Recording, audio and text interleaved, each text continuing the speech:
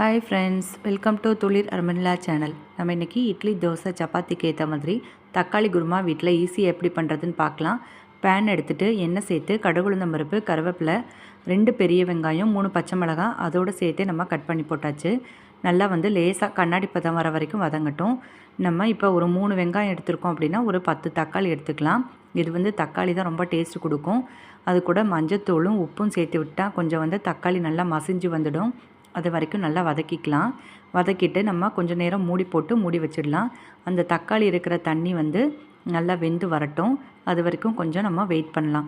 இந்த குருமா நீங்கள் செஞ்சிட்டிங்கன்னா ஃப்ரெண்ட்ஸ், இட்லிக்கும் சாப்பிட்லாம், தோசைக்கும் சாப்பிட்லாம், சப்பாத்திக்கு சாப்பிட்லாம்.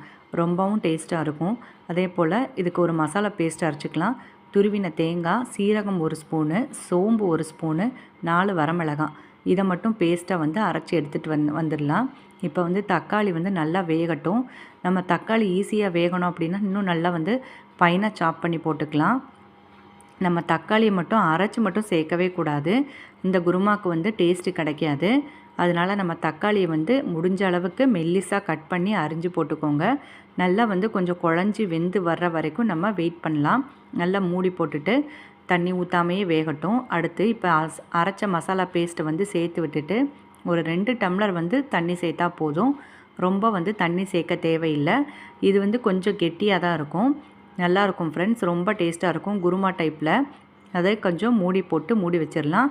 இன்னும் கொஞ்சம் நேரம் வெந்து வரட்டும். நல்லா வெந்து வந்தது அப்படின்னா சூடான ரொம்ப டேஸ்ட்டான சப்பாத்திக்கு தக்காளி கிரேவி சொல்லலாம், தக்காளி குருமா ரெடி.